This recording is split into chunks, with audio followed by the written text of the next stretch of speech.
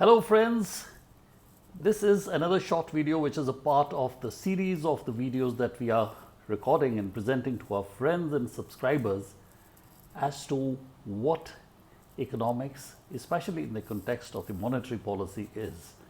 That is what we've called Economics 101. In the previous episode, we spoke in terms of the open market operation which was recently undertaken by the Reserve Bank of India. Now today we are going to talk about another very popular and a very contested and a controversial measure of the intervention of the Reserve Bank of India insofar as the monetary policy is concerned, and that is popularly called monetizing the deficit, but the newspapers often write it as printing notes. Now before we understand what this is all about, we need to understand what fiscal deficit of the government means. Now, government, like any other entity, has its own sources of income, expenditure, its own income, its borrowing, its expenditure, and it may also extend loans which could be recovered. But at the end of the day, if there is difference between your gross income and your gross expenditure, including your debt servicing, so you have to make good to balance your books, and to fill that gap, the fiscal deficit, you've got to borrow money from various sources. It could be banks, it could be public, it could be your employees, it could be the Reserve Bank of India. So the essence is fiscal deficit is a measure of the borrowings which the government needs to do each year in order to carry out its projected budget and budgetary responsibilities. Now, government can't borrow from various sources. I said from its own employees. The General Provident Fund resides with the government. And similarly, you can borrow from banks, which is a part of the statutory liquidity ratio. You can borrow also from the Reserve Bank. So therefore, what is this monetizing of deficit?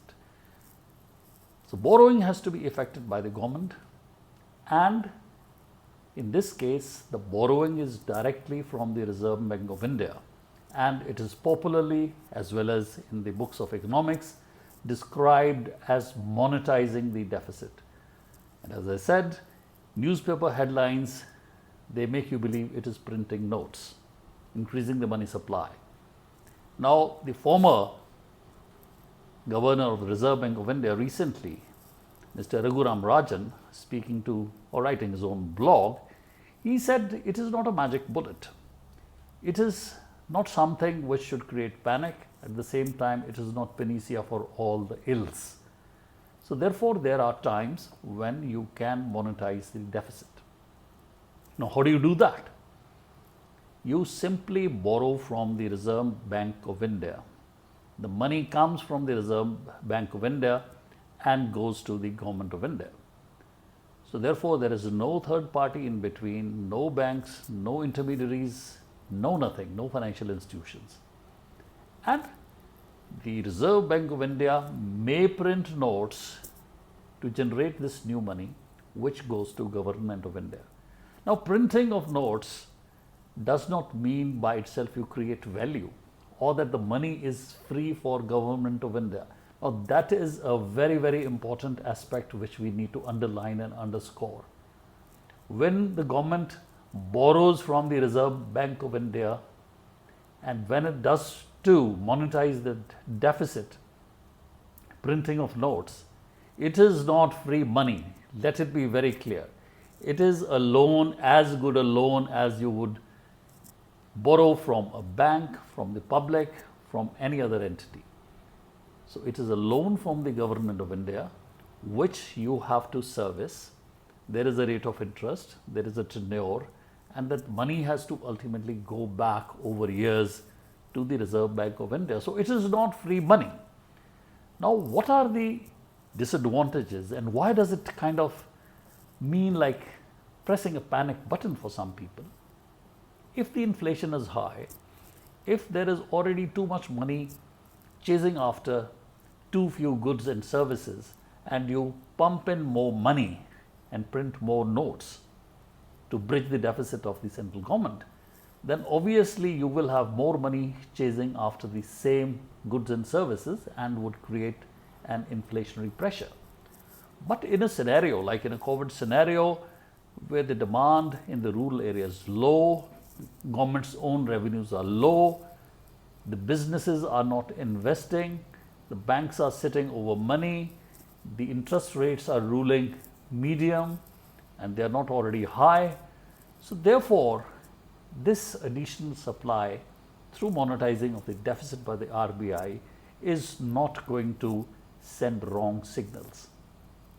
What actually is material, which is less talked about when monetizing of the deficit is discussed by the pink papers and the other economic journals, is okay, here is the Reserve Bank of India giving money directly from its coffers by printing notes or otherwise to the government of India. Much more important is what the government does with that money.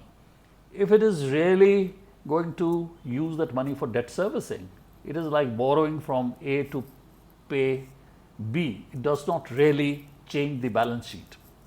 But what is expected is that in such a case where you resort to monetizing of the deficit more as an exception than a rule, you would use that money prudently, and prudently to stimulate demand in the rural areas, to fund infrastructure projects that would have a kind of a toggling and a triggering effect, to reach out to the poorest of the poor in terms of welfare schemes where subsistence is the question, to have schemes like the Manrega, where you have small rural infrastructure projects which not only pay wages to the landless and the unemployed as a guarantee, but also you're able to build small rural infrastructure.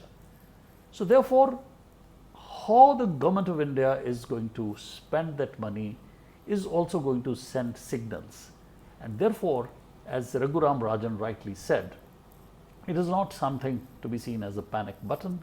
At the same time, it is not a magic bullet. So therefore, depending on the exigencies, the government can and should resort to monetizing of the deficit by asking the RBI to directly lend and in the process bridge the deficit and tide and steer the nation towards a safer shore. So this, friend, was a small little talk that we wanted to have on monetizing of the deficit. But the parting note is, it is definitely not free money for Government of India.